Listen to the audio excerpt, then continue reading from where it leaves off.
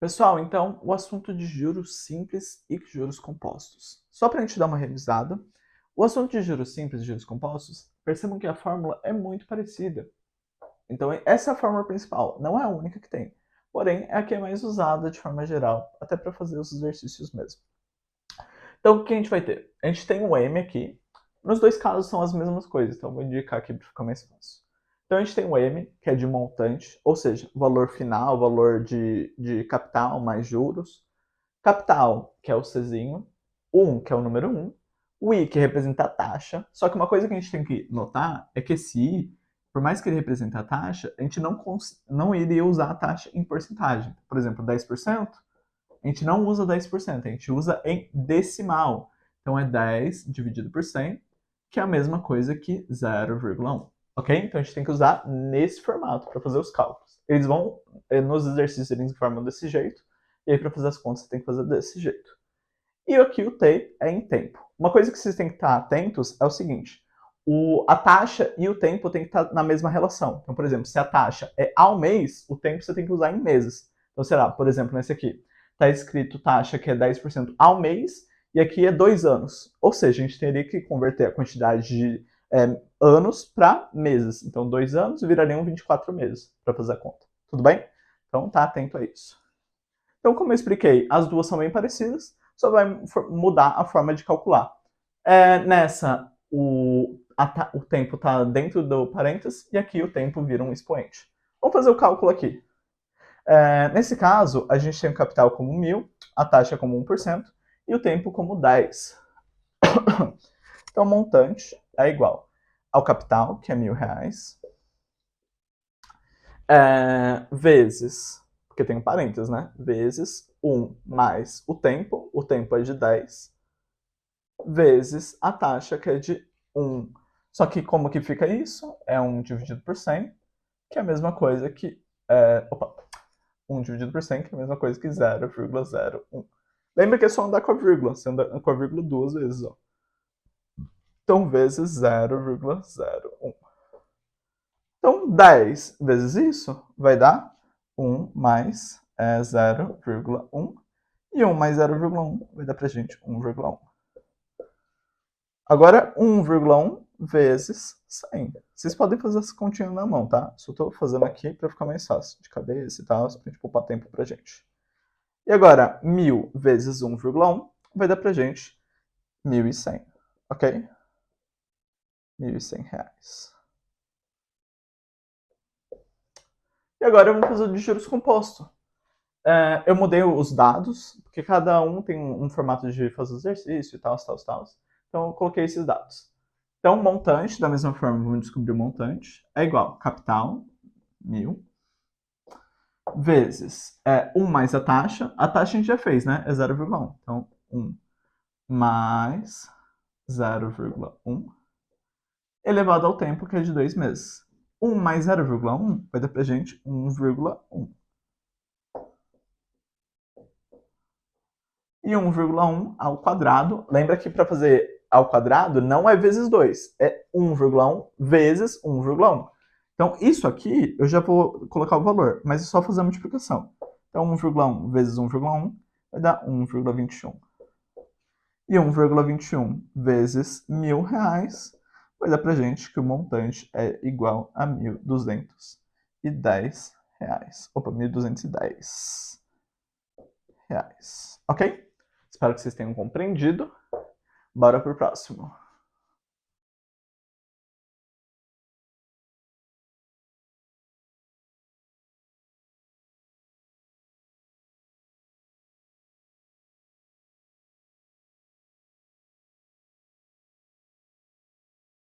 Agora, pessoal, nesse exercício a respeito sobre conjuntos, vamos dar uma olhadinha como que a gente faz a resolução. Então, perceba o que a gente tem aqui. Considere os conjuntos abaixo e realize as operações. Então, o que ele dá pra gente? Ele dá o conjunto A, o conjunto B, o conjunto C, e aí a gente tem alguns elementos em cada um dos conjuntos. Quais são as operações que ele quer que a gente faça? São essas aqui do lado. Então, a gente tem a união com C, então esse símbolozinho ele representa a união. B, intersecção com C, esse símbolo significa a intersecção. E aqui a gente tem uma operação que vai usar os dois e fazer umas brincadeirinhas. Vamos primeiro interpretar o que significa esse união. A união, ela vai representar o símbolo de conjunto, onde a gente vai unir, né, de fato, as coisas. Ou seja, A união com C. Então, quais elementos que tem no A? Tem o 0, 1 e 2. Quais elementos que tem no C? Tem o menos 1, 0, 2, 3 e 4. Então, o símbolo da união vai ser eu pegar todo mundo, jogar um saco e tirar só quem está repetido. Então, por exemplo, eu vou ter o menos 1 nele. Eu vou ter o 0. Só que o que eu falei que vai tirar os repetidos? O 0, ele aparece duas vezes. Eu vou colocar ele só uma vez, então. Se aparece o 0 aqui e aqui, vou colocar só um 0. Tudo bem? A ideia é eu escrever todos os elementos que aparecem no A e no C. E aí eu só não vou colocar, escrever, no caso, repetido eles. Então, só vai aparecer uma vez os que aparecem mais de uma vez nos conjuntos. Então, eu tenho 0, eu tenho 1, eu tenho o elemento 2, que também aparece duas vezes, mas eu só vou colocar ele uma vez. E aí eu tenho o 3 e o 4. Ou seja, o que eu fiz? Eu escrevi eles todos juntos, e aí eu só não coloquei eles repetidos. Ou seja, eu coloquei ele mais de uma vez. Esse símbolo aqui, que representa um Uzinho para baixo, ele representa a intersecção. A intersecção nada mais é do que eu pegar apenas os elementos que estão repetidos. Ou seja, olhando para o B e para o C, esses dois conjuntos que eu tenho aqui, quais deles estão repetidos? Ó, o menos 1 repete? Não. O 0 repete? Ó, não tem nenhum 0 aqui. O 2 ele tá nos dois. O 3 também repete. O 4 também repete, ó. Ou seja, é o próprio conjunto B, né? Mas eu vou escrever aqui, ó. Vai ser 0, 2, 3... Opa, o 0 não tá, né? Então não posso colocar ele. Coloquei sem querer. Então quem tá? É o 2, o 3 e o 4. O 2, o 3 e o 4. E agora aqui no C. No C, por mais que a gente tenha elementos que a gente já saiba fazer, já sabe trabalhar, tem muita coisa, né? Então qual que é a ideia? É você trabalhar primeiro por grupinhos, por duplinhas. Então perceba que eu tenho parênteses aqui, então vamos resolver primeiro parênteses de B intersecção com C. Mas opa, a gente já não acabou de fazer esse, ó. B intersecção com C. Vamos ver o que vai acontecer. B intersecção com C é 2, 3 e 4. Aí eu vou unir, ou seja, esse conjunto que eu acabei de fazer, eu vou unir com outro conjunto que eu vou ter aqui. Então, o que é esse outro conjunto? É o A intersecção com C. Ou seja, os elementos que tem em comum entre o A e o conjunto C. Então, quais elementos que eu vou ter em conjunto entre o A e o C? Eu vou ter o 0, né? O 0 está nos dois. Ó, o 1 não repete, então não vou colocar ele. O 2 repete. Então, vai ser o 0 e o 2. E agora eu tenho que fazer a união desses dois conjuntos que eu tenho aqui, tudo bem? Então o que eu vou fazer aqui? O 2 eu tenho nos dois, o 3 eu tenho só nesse, o 4 eu tenho só nesse, e o 0 eu tenho só nesse. Mas é só eu escrever todo mundo junto. Então vai ficar 0, 2, 3, 4. Ok? Então eu usei todos os números que tinham aqui, eu só não repeti eles na hora de escrever, tá bom? Espero que vocês tenham entendido. De forma geral, seriam esses assuntos sobre conjuntos que iriam cair na avaliação. Espero que vocês tenham entendido. Qualquer coisa, veja novamente. E é isso.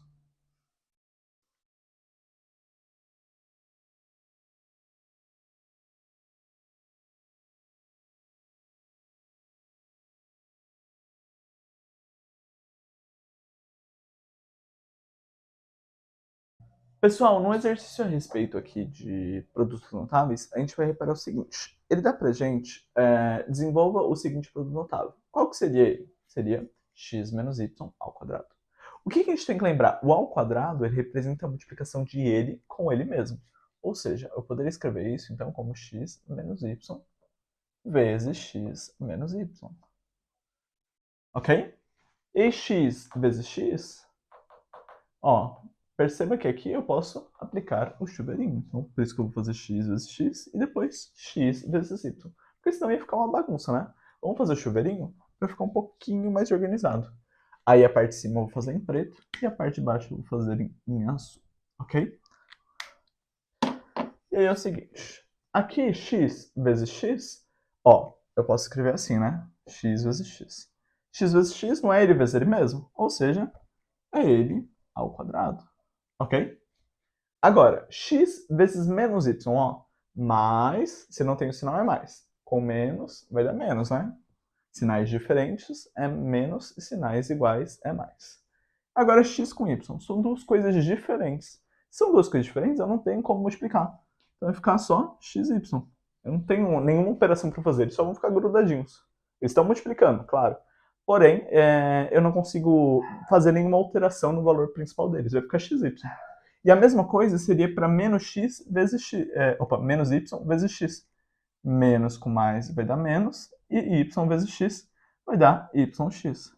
Só que, para manter o padrão ó, dos dois, eu vou deixar primeiro x na frente. Porque como multiplicação, a ordem dos fatores não altera o produto. Então vai ficar x, y. Agora, a parte do azulzinho, para finalizar. Menos y com menos y, menos com menos vai dar pra gente mais. E y vezes y não é igual? Como ele é igual, então vai ficar y ao quadrado. E qual que é a ideia? Esse termo, ele não é exatamente igual a esse. Se eu tenho uma coisa mais outra coisa, vai ser duas coisas, certo? E aí, como os dois são negativos, vai ficar duas coisas negativas. Então vai ficar menos 2xy. Tudo bem? Porque eu tenho uma unidade aqui e outra unidade aqui. Perceba que não vai anular, não vai ser 1 menos 1. Vai ser menos 1 menos 1. Eu estava devendo 1, eu fui lá e gastei mais 1, então eu aumentei a quantidade que eu devia. Então ficou x ao quadrado menos 2x y mais y ao quadrado. Tudo bem? Espero que vocês tenham entendido mais ou menos como desenvolve um produto notável. A ideia principal é vocês fazerem um chuveirinho. Então, se vocês utilizarem essa simbologia, vai ficar mais fácil para vocês conseguirem analisar o que vocês têm que fazer. Então, pegar o primeiro elemento e multiplicar por cada um dos elementos do outro parênteses, e pegar o segundo elemento e multiplicar por cada um desses elementos do segundo parênteses. Depois que vocês fizerem isso, tenta juntar o que dá para juntar. Se não der para juntar nada, você deixa aqui na primeira linha. Se der, organiza um pouquinho para ficar mais fácil, até de fazer cálculo ou outras operações que tiver. Tá bom? Espero que vocês tenham entendido.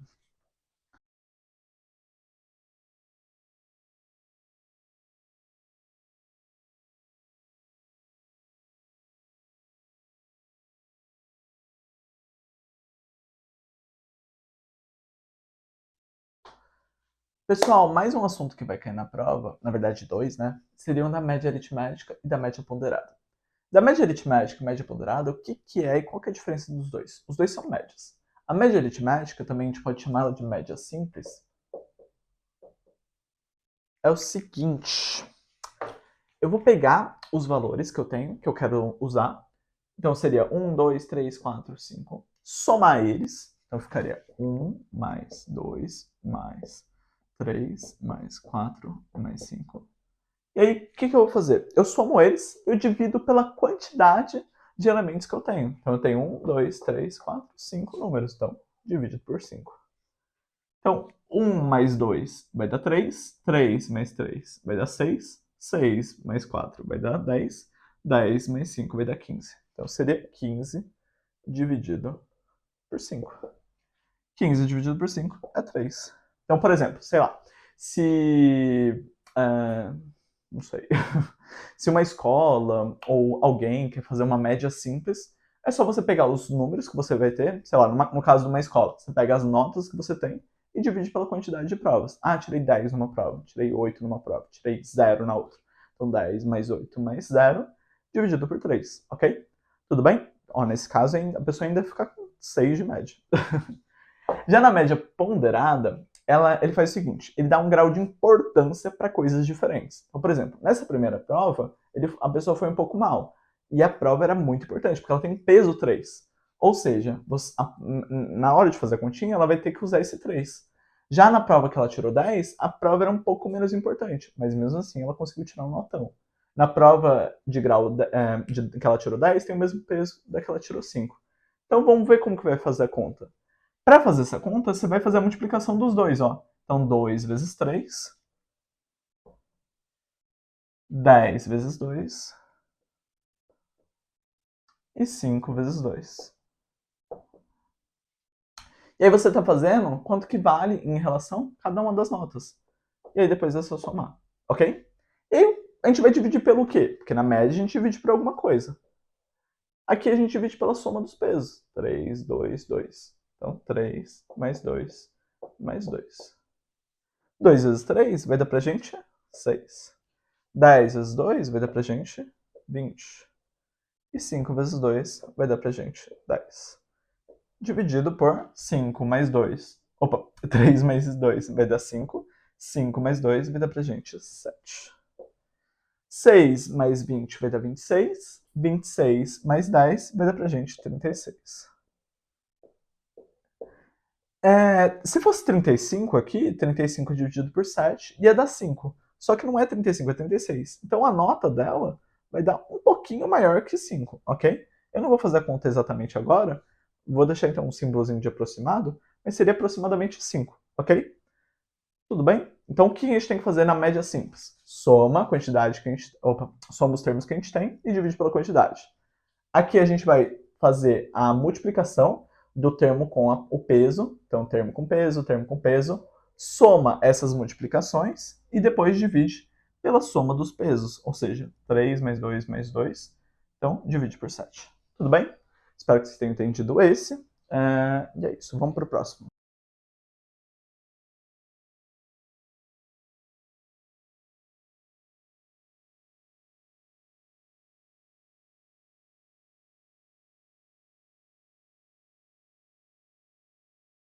Dando continuidade agora, a gente vai ter a PA e a PG. Quem é a PA e quem é a PG?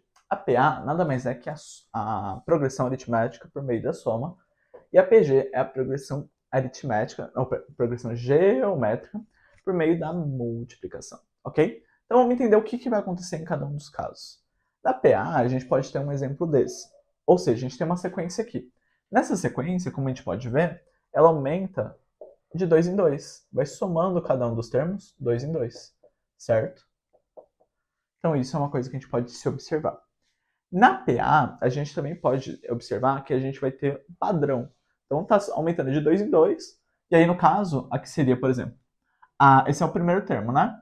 Esse aqui seria o primeiro termo mais 2. Esse aqui não seria o termo anterior mais 2? Ou, sei lá, o primeiro termo mais 2 mais 2? A gente pode fazer de várias formas. E para isso a gente consegue identificar por meio de uma equação. Essa equação ela se chama equação do termo geral da PA. A gente pode usar ela para descobrir o termo final, o termo do meio, e aí depende muito do que ele quer saber. Vamos dar uma olhadinha no que representa cada um desses termos nessa nossa equação. A gente tem o termo AN. O termo AN representa o termo que a gente quer estudar. Por exemplo, aqui é o A1. A1 é o primeiro termo da sequência. O AN eu posso colocar, sei lá, como o A20, o A10, o A15, o A2, o A3. Então é o termo, a posição da sequência que ele está. O N aqui, ele representa a posição dessa sequência. Então tem um N e tem um N, ó. Então se eu quero o A20, se eu quero o 20º termo, a posição dele é o 20. Se eu quero o segundo termo, a posição é o segundo, o 2. E aí, o 1 é o 1 e o R é a razão. O que é a razão? É o padrão, ou seja, o padrão de formato de aumento dele. Nesse caso é 2, ok? E aí o que a gente vai ter então? Vamos fazer um exemplo aqui, ó. Nesse exemplo, ele fala que o A1, ou seja, o primeiro termo da sequência, é o 10, a razão é 5, e ele quer saber o A20, ou o 20º termo da sequência. Então, o que a gente vai fazer aqui? Vamos usar essa formulazinha para ficar um pouquinho mais rápido, mais fácil. Então, o que a gente vai ter? Vai ser AN... AN, que no caso vai ser o nosso A20, porque a gente quer saber o 20º termo, é igual ao A1, o A1 é o primeiro termo, então 10, mais N menos 1. N menos 1, o nosso N vai ser o termo 20, né? Que a gente quer saber o 20. Menos 1. E a nossa razão é quanto? É 5. Ou seja, ele vai aumentando de 5 em 5. Então seria 10 mais 20 menos 1 vai dar pra gente 19 vezes 5. 19 vezes 5 vai dar pra gente 95, né? Então seria 10 mais 95. E aí, nossa resposta final seria 105. Ok? Tudo bem? Para PG, a gente vai ter que o padrão de aumento é a multiplicação, né? Porque aqui, de 2 em 2, ó, vezes 2, 2 vezes 4, opa, 2 vezes 2 dá 4, 4 vezes 2 vai dar 8, 8 vezes 2 vai dar 16 e assim por diante. E perceba que da mesma forma que aumenta num sentido, diminui também nesse sentido. Ó. 9 menos 2 dá 7. 7 menos 2 vai dar 5. 8 dividido por 2 dá 4. 4 dividido por 2 vai dar 2. Então perceba que dependendo da forma que você está lendo, é um formato diferente a nossa razão. Mas lê sempre no formato que está escrito já na linha. Então daqui para cá está aumentando, está multiplicando. Se fosse o contrário, seria dividindo por 2. Tudo bem? A formulazinha vai ser essa. A1 é igual a A1... Opa, aqui é a N, escrevi errado. N é igual a 1 vezes Q elevado a N menos 1. Ok? E aí, como a gente já fez um exercício resolvendo, utilizando a equação, vamos fazer um na mão. Vamos fazer um cálculo na mão. Perceba aqui que só um detalhe diferente é que aqui tem o Q e aqui tem o R. É a mesma coisa. Os dois representam a razão. Então, eu até coloquei errado aqui, ó. É Q. Os dois representam a razão. Tá bom? Então, vamos fazer aqui, ó. Se o primeiro termo da minha sequência é o 10, e a gente está numa PG, então vamos multiplicar 10 vezes 5. 10 vezes 5 vai dar pra gente 50. Aí eu quero o quarto termo. Então, o próximo vai. Vezes 5. Vai dar pra gente 250. Ainda não cheguei, né? Porque eu tenho o primeiro, o segundo, o terceiro. Eu quero o A4. Então, vou dar mais um. Então, vai ser vezes 5.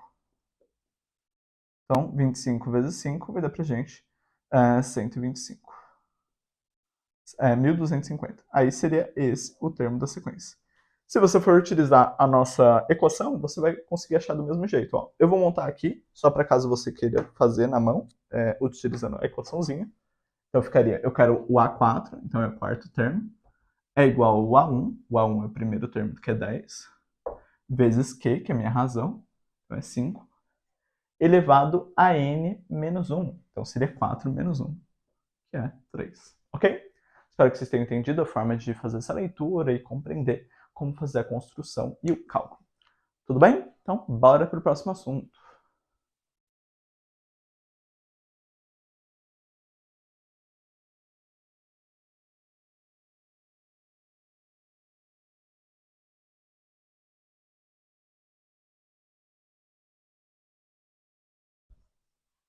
Bora lá, então, pessoal. Agora, a gente vai estar fazendo o estudo dos pontos do nosso gráfico.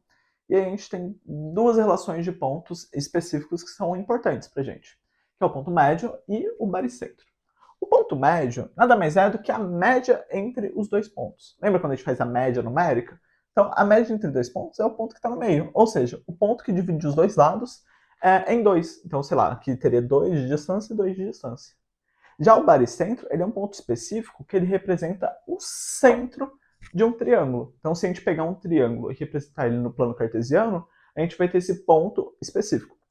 Ele também é utilizado para fazer alguns cálculos de ponto de equilíbrio. Tanto é que ele também recebe esse nome, baricentro ou ponto de equilíbrio. Porque ele é utilizado, por exemplo, para fazer os cálculos de equilíbrio de moto. E aí eles utilizam disso para fazer para a moto não cair e tal, nesse sentido. Tudo bem? Então vamos fazer o seguinte. Para fazer o cálculo desses pontos, é importante você ressaltar o seguinte, de maneira bem fácil. A gente tem quantos pontos aqui? 2. Então a gente vai somar e dividir por 2. A gente tem quantos pontos aqui? 3. Vai somar e dividir por 3. O ponto médio de baricentro é bem fácil essa analogia. Vai ter algumas complicações em outras formas de calcular, mas de forma geral é isso. Então o que a gente vai fazer? O ponto médio, ele tem uma formulazinha, mas não precisa nem da formulazinha para resolver. Seria x1 mais x2 dividido por 2 e y1 mais y2 dividido por 2. Ou seja, eu vou pegar o x do ponto A e o x do ponto B, somar e dividir por 2. E a mesma coisa para o y, soma e divide por 2. Então vamos ver o valor desse exemplo aqui. Ó. Então vai ser ponto médio é igual. O x daqui é 2 e o x daqui é 4, então vai ficar 2 mais 4. E dividido por 2. O y aqui é 3 e o y aqui é 5, então 3 mais 5 dividido por 2. 2 mais 4 vai dar pra gente 6. 6 dividido por 2 é igual a 3. Opa. 3 mais 5 vai dar pra gente 8. 8 dividido por 2 vai dar pra gente 4. E aí seria, então, esse ponto médio. É desse formato assim. Não vai fazer nenhuma operação entre o 3 e o 4. É 3 para o x e 4 para o y, ok? Tem mais algumas analogias para fazer em cima do gráfico. Mas para a prova, sabendo isso, tá ótimo, ok? Agora para o baricentro. Para o baricentro, o que a gente vai ter aqui? É o seguinte. Eu vou ter os 3 pontos que me geram um ponto de equilíbrio. O que eu vou fazer? Da mesma forma que eu fiz com o ponto médio, eu vou somar os valores de x e dividir por 3. Vou somar os valores de y e dividir por 3. Então, baricentro, ou ponto... Na verdade, o baricentro, a gente normalmente usa o gzinho aqui para fazer o cálculo, tá? É só uma identificação mesmo. Então, seria do x1 mais x2 mais x3 dividido por 2. Por 2 não, né? A gente tem 3 pontos, então divide por 3. E y1 mais y2 mais y3 dividido por 3. Então, vai ser dividido por 3. Então, nesse caso, como que vai ficar? Vai ser 2 mais 7 mais 4. 2 mais 7 mais 4 dividido por 3. E 3 mais menos 2. 3 menos 2 menos 4 dividido por 3. 2 mais 7 vai dar 9. 9 mais 4 vai dar 13. 13 dividido por 3. 2 menos... 3 menos 2 vai dar 1. E 1 menos 4 vai dar menos 3. Menos 3 dividido por 3 dá menos 1. Perceba que esse aqui eu desenvolvi a fração, né? Eu resolvi. E esse aqui não. Eu deixei desse formato mesmo. Porque é uma fração, né? Vai dar uma dízima periódica. Se fosse 12, 12 dividido por 3 vai dar 4. Aí a gente consegue resolver. Mas nesse caso não dá para resolver, então a gente deixa assim mesmo, tá bom? Então, é isso. Espero que vocês tenham compreendido. E aí, bora para a próxima parte.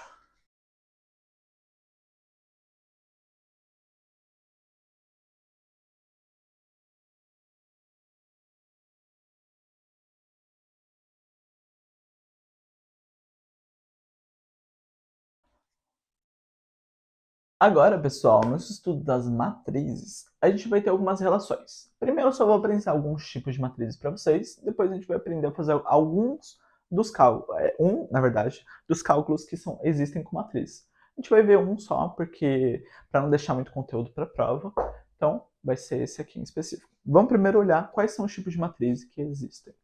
A gente tem alguns tipos específicos. Por exemplo, a matriz nula. A matriz nula é quando todos os elementos da matriz são compostos por zero. A matriz identidade. Identidade vai ser quando uma matriz ela só vai ter uma diagonal, então essa diagonal aqui, que é a principal, compostas pelo número 1, e todos os outros elementos compostos por zero. Por exemplo, ela é uma matriz que ela também pode ser assim, ó. Ok? Então ela, primeira diagonal principal e o resto é tudo zerinho.